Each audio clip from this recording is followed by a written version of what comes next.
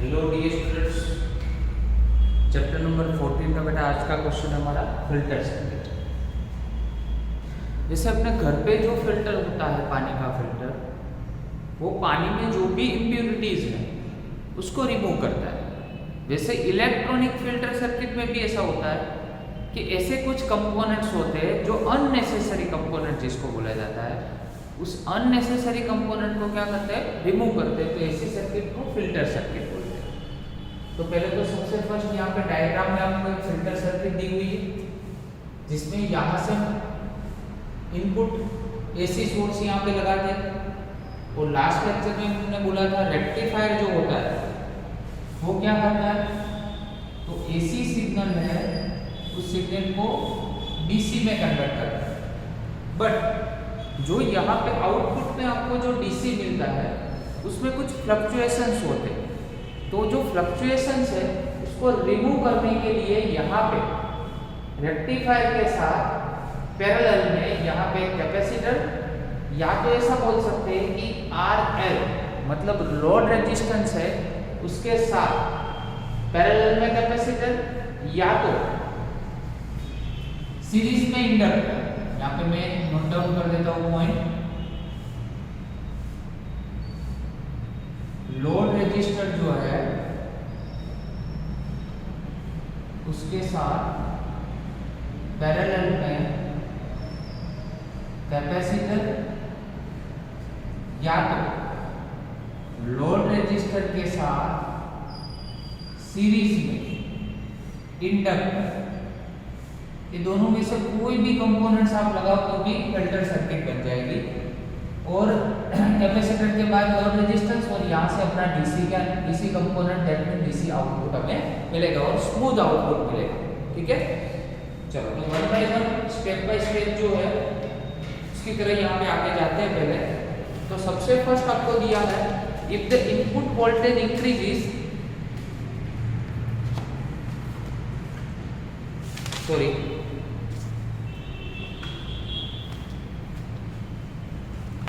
to get the steady DC output from the pulsating voltage, normally a capacitor is connected across the output terminal parallel to the load, or one can also use an inductor in series with RL for the same purpose. देखो, to get steady DC output, यहाँ पे steady DC output लाने के लिए load resistance के साथ capacitor कैसे parallel में, या तो इंडक्टर सीरीज में आप कनेक्ट कर दो। ठीक है, तो इससे आपको फिल्टर सर्किट मिल जाएगी। सेकंड है, since this additional circuit appear to filter out the AC ripple and give a pure DC output, so they are called filters. बराबर, तो फिल्टर आउट क्या कर देंगे, एसी रिपल्स। तो यहां पे लिख देते this additional AC circuits filter out AC ripples, मतलब एसी के जो भी फ्लक्चुएशंस होंगे वो फिल्टर आउट कर देंगे। ठीक है, and give a pure DC voltage. Output में आपको क्या मिलेगा, प्योर डीसी वोल्टेज। क्लियर? तो इस तरह से अपनी फिल्टर सर्किट वर्क करती है। चलो नेक्स्ट है point, when the voltage across the capacitor is rising it gets charge. ठीक है, चलो पहले क्या होगा कि जैसे ही हमने यहाँ पे इनपुट दिया, तो इनपुट आप जानते हो ऐसे ऐसे सिग्नल्स होते हैं। ठीक है, इस तरह से। चलो जैसे ही आपने एक पॉजिटिव हाफ साइकिल दिया, ये पॉजिटिव हाफ साइकिल जैसे मिला, तो कैपेसिटर पहले क्या होगा, चार्ज होगा। क्लियर? फर्स्ट साइकिल में पहले क्या होगा, कैपेसिटर चार्ज होगा।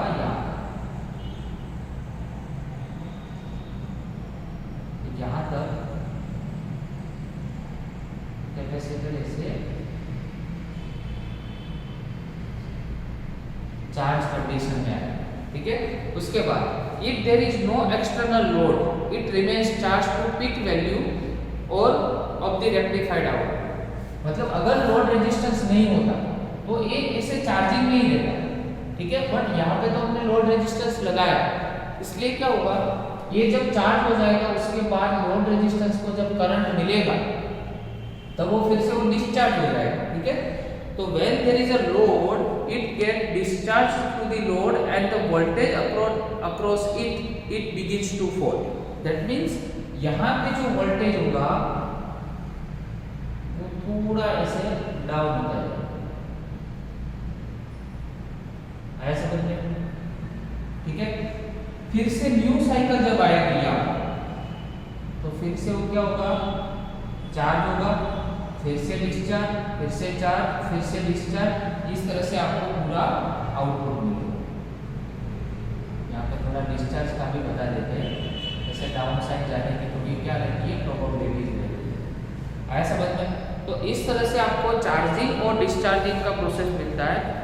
इन the next half cycle of the rectified output in again gets charge. देखो फिर से एक साइकिल कंप्लीट हुई, उसके बाद फिर से क्या होगा, चार्ज होगा, फिर से डिस्चार्ज, फिर से चार्ज, इस तरह से पूरी जो वैल्यू है, ठीक है, it gets charge to the peak value. This is shown in figure.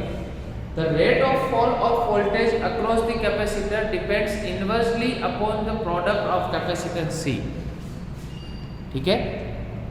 ये जो रेट है चार्जिंग और डिस्चार्जिंग का,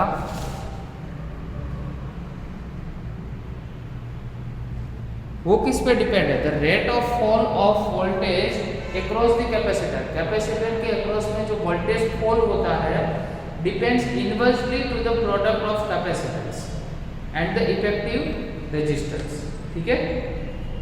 it is used effective resistance RL in the circuit, it is called the time constant, इसको हम बोलते हैं टाइम कांस्टेंट। तो T इज इक्वल टू क्या होता है, RC। मतलब अगर आप R की वैल्यू और या तो C की वैल्यू, दोनों की वैल्यू इंक्रीज करो तो इसके डिपेंड में अपना टाइम कांस्टेंट है वो भी क्या होगा, इंक्रीज होगा। To make the time constant large value of C should be large.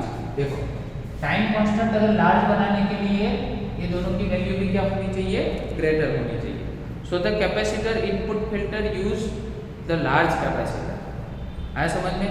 तो इनपुट सर्किट में, इनपुट फिल्टर सर्किट में कैपेसिटर की वैल्यू क्या होती है, लार्ज होती है।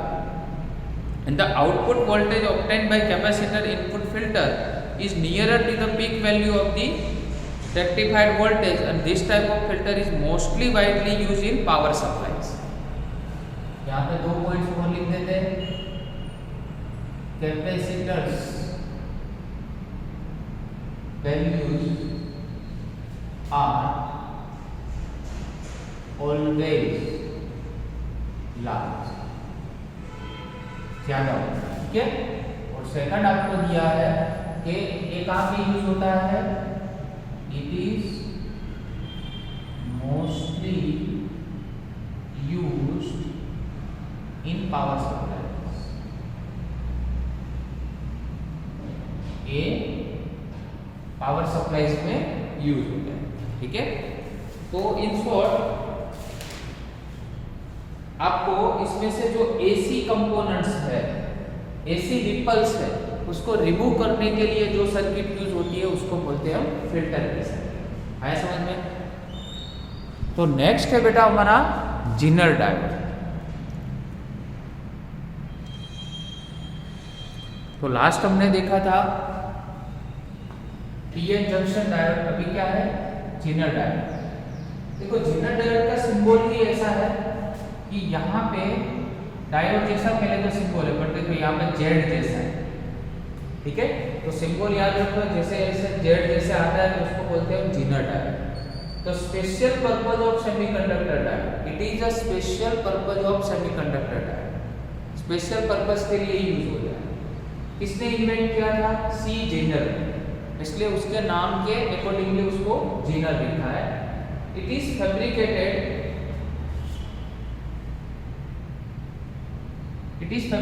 by heavily doped P and N side of junction due to thin depletion layer 10⁻⁶ metre.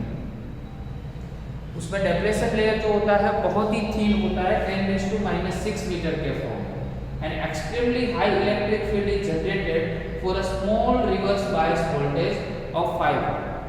देखो इसमें जो हमने आपको पीएन जंक्शन बताया था वो बहुत ही स्मॉल होता है, बहुत ही थीन होता है, ठीक है। Now for the thin depression region extremely high electric field is generated, उसमें इलेक्ट्रिक फील्ड बहुत ही ज़्यादा जनरेट होता है for a small reverse bias voltage. तो देखो स्मॉल रिवर्स बायस वोल्टेज, तो यहाँ पे उसकी कैरेक्टरिस्टिक्स बताते हैं। तो फॉरवर्ड में तो एक्चुअल में बहुत ही कम वर्क करता है, इतना ही है फॉरवर्ड। मोस्टली कहाँ पे यूज होता है, रिवर्स। आया समझ में? मोस्टली इसका जो फंक्शन है वो कहाँ पे है, रिवर्स। और यहाँ पे जो आपको वोल्टेज मिलेगा उसको बोलते हैं जीनर वोल्टेज। तो ये फॉरवर्ड हो गया और रिवर्स, इसलिए याद रखो जीनर डायोड होता है वो ऑलवेज रिवर्स बायस में वर्क करता है, फॉरवर्ड में वर्क नहीं करता। आया समझ में? तो फॉरवर्ड बायस में इसलिए इसको special purpose of semiconductor diode बोला जाता है। चलो और भी पॉइंट्स है। It is use for regulating power supplies. Power supply में सप्लाई को अगर रेगुलेट करना है, अगर अनरेगुलेटेड अगर वोल्टेज है, ठीक है, तो उसको रेगुलेट करना है, तो इसके लिए भी जीनर डायोड यूज होता है।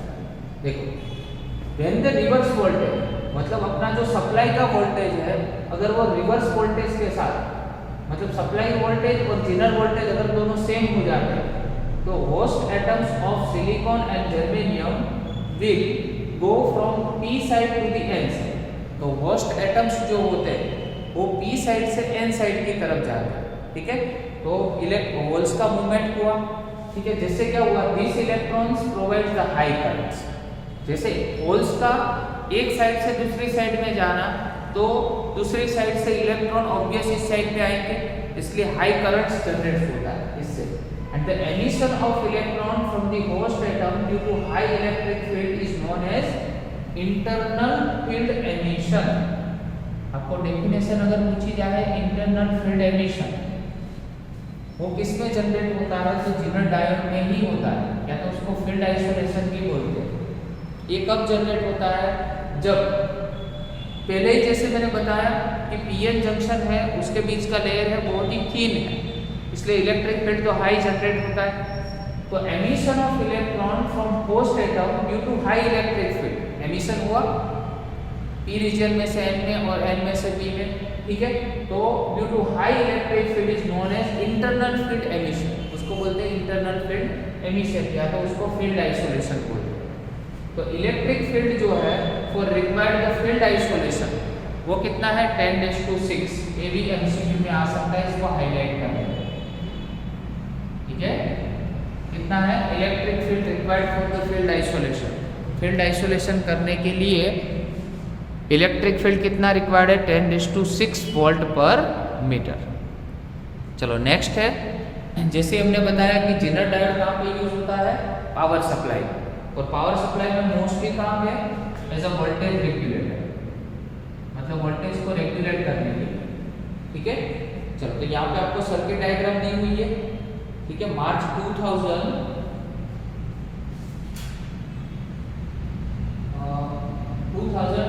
में पूछा हुआ क्वेश्चन है, मार्च 2020 का, याद रखना वोल्टेज रेगुलेटर।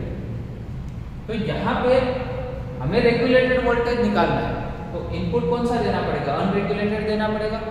तो unregulated voltage from regulated voltage supply from the, आगे की सर्किट कौन सी होगी, रेक्टिफायर होगी। तो रेक्टिफायर में से अनरेगुलेटेड वोल्टेज सप्लाई आएगा, ठीक है। यहाँ पे RS मतलब सीरीज रेजिस्टेंस, हमें सीरीज रेजिस्टेंस कनेक्ट किया हुआ है, और ये डायोड के साथ, ये जेनर डायोड उसके साथ यहाँ पे लोड रेजिस्टेंस है, और लोड रेजिस्टेंस से यहाँ पे हम क्या निकालेंगे, रेगुलेटेड आउटपुट। कैसे मिलेगा, तो देखो, to get the constant DC voltage from the unregulated voltage output from the rectifier. Constant DC voltage. Zener diode is a reverse bias. Zener diode is reverse bias. Zener diode always किस में work करता है?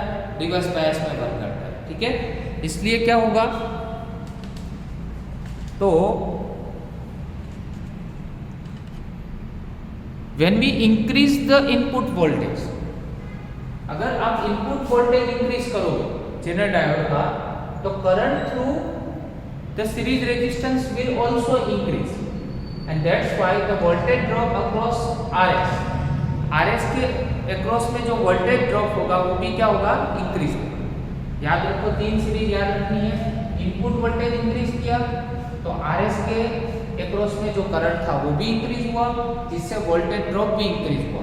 Similarly अगर इसको decrease करोगे तो ये भी डिक्रीज होगा और वोल्टेज ड्रॉप भी क्या होगा, डिक्रीज होगा. ऐसे समझ में. तो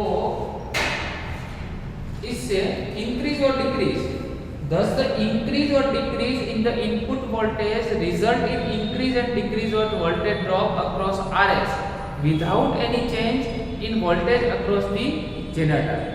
बट जेनर डायोड के अक्रॉस में कोई भी वोल्टेज का चेंज होता नहीं है. आया समझ में. Thus the Zener diode act as a change in voltage across the Zener diode. We have to select the Zener diode according to the required output voltage and accordingly the series resistance RS. इसलिए यहाँ पे हम Zener diode use करते हैं, क्योंकि जो भी change होता है कहाँ पे होता है, RS में चेंज होता है. ठीक है, इसके करंट में चेंज होता है और यहाँ पे चेंज, बस उसके इसके अकॉर्डिंगली इसके अराउंड कोई भी चेंज नहीं होता है. दैट्स व्हाई यहाँ से आप आउटपुट निकालोगे तो कैसा मिलेगा आपको, रेगुलेटेड वोल्टेज का आउटपुट कॉन्स्टेंटली आपको मिल जाएगा. क्लियर. तो इस तरह से Zener voltage as a voltage regulator भी हम यूज कर सकते हैं. फिर से एक बार रिपीट कर देते हैं कि यहाँ पे अनरेगुलेटेड वोल्टेज दिया हमने, कहाँ से आएगा, रेक्टिफायर से. सीरीज में कौन सा लगाया है, सीरीज रेजिस्टेंस. यहाँ पे जेनर डायोड, जेनर डायोड में से जो भी वोल्टेज निकलेगा वो कैसा होगा, रेगुलेटर, जो हमें चाहिए. ठीक है. अभी क्या करोगे, तो कि भाई इनपुट वोल्टेज इंक्रीज करेंगे. अगर इसका इनपुट वोल्टेज इंक्रीज किया तो आरएस के अकॉर्डिंग, मतलब करंट थ्रू आरएस जो होगा वो भी इंक्रीज होगा और वोल्टेज ड्रॉप भी क्या होगा, इंक्रीज होगा. अगर इसको डिक्रीज किया तो ये भी डिक्रीज होगा. But by increasing and decreasing the input voltage, the voltage across the Zener diode will not change just because it is in a reverse bias. तो ये तो रिवर्स बायस में वर्क करता है, इसलिए इसमें से जो आउटपुट आएगा वो कांस्टेंट ही आएगा. तो आरएल को जो भी अपना आउटपुट मिलेगा ऑलवेज क्या होगा, आपको रेगुलेटेड वोल्टेज आउटपुट मिलेगा. इसलिए इसको वोल्टेज रेगुलेटर की तरह वर्क करता है. Okay, thank you very much.